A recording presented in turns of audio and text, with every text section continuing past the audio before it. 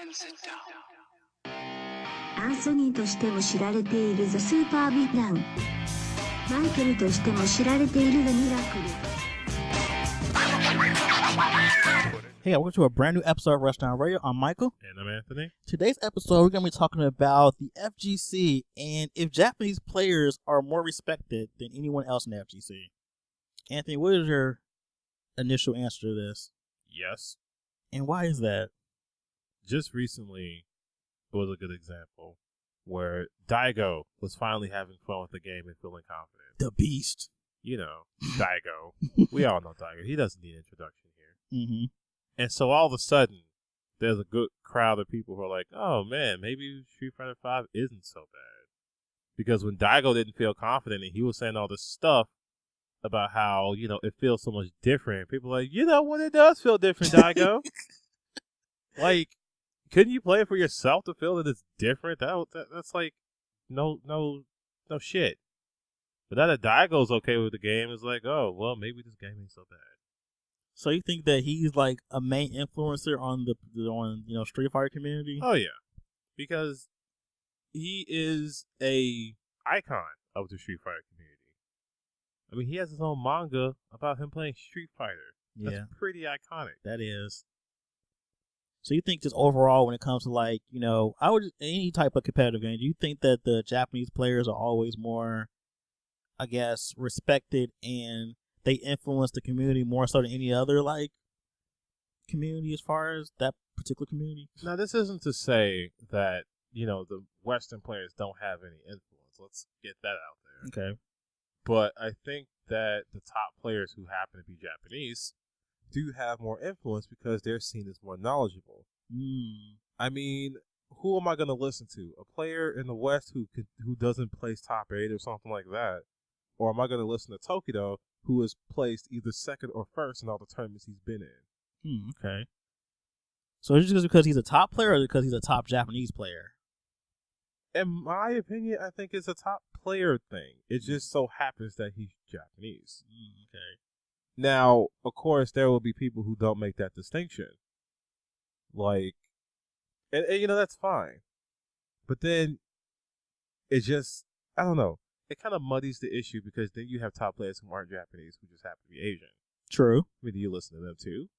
Like Infiltration. Or he's Korean. Yeah, he's Korean. Or Justin Wong. Yeah, he's stationed in America. Yep. Another piece to this I just had in my brain. It was, they call the tier list. Do you believe a Japanese tier list over a U.S. tier list for a fighting game? That's tough. Because the Japanese tier list and the American tier list have two different criteria because of their understandings of the game. But what I have seen is that Japanese tier lists tend to be more practiced and more tried and true, Okay. They have been put to the test more. Whereas American tier lists, I'm not going to say they aren't as practiced, but I think that they come to it with a different approach. Yeah.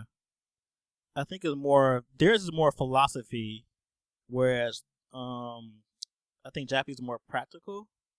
Is a good way? I think that Americans focus on the potential of a character rather the implementation. Gotcha. I think that's where the difference comes in, which is why I think, I'm not saying it's I think that just for people who are trying to understand the game, practicality always wins over, a philosophy of a character. Right. Like, this character has potential to be great. This character has potential to do this and that. But if you do this, that. But the actuality is this character has very limited of what it can do as it is now. So. Yeah, I think that American tier lists are based off potential versus Japanese players. Application. Exactly. Yeah. So do you think it particularly depends on the game too, or just in general when it comes to fighting games? I think it does depend on the game, because I'm not going to listen to Daigo talk about Tekken or Guilty Gear because he doesn't play those games. I don't see him playing those games. I thought he did play Guilty Gear. I mean, he kind of plays Guilty Gear. But he's not like a person who I would listen to about Guilty Gear. Aww. Now, I will listen to the Japanese. Now, Guilty Gear is a game I will listen to the Japanese about. Well, yeah. They breathe that game in, okay? They do. Now, but I'm not going to listen to a Japanese player tell me about Mortal Kombat or Killer Instinct. Yeah, I'm just not. Because they don't play that stuff. I think it does depend on the game, and suffice it to say, the game does have to be popular in Japan. Yeah. If it's not, I'm not gonna. Nah. Yeah.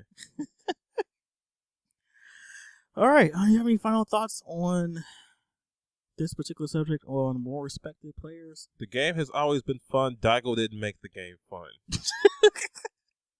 I would agree. I've been having fun with this game since the beta. As everyone's all known, who's following me on any social media, know that I have been having the best time with Street Fighter V since last year, and I'm still having fun now. So, Jeez, don't let Daigo give you permission to have fun with the game.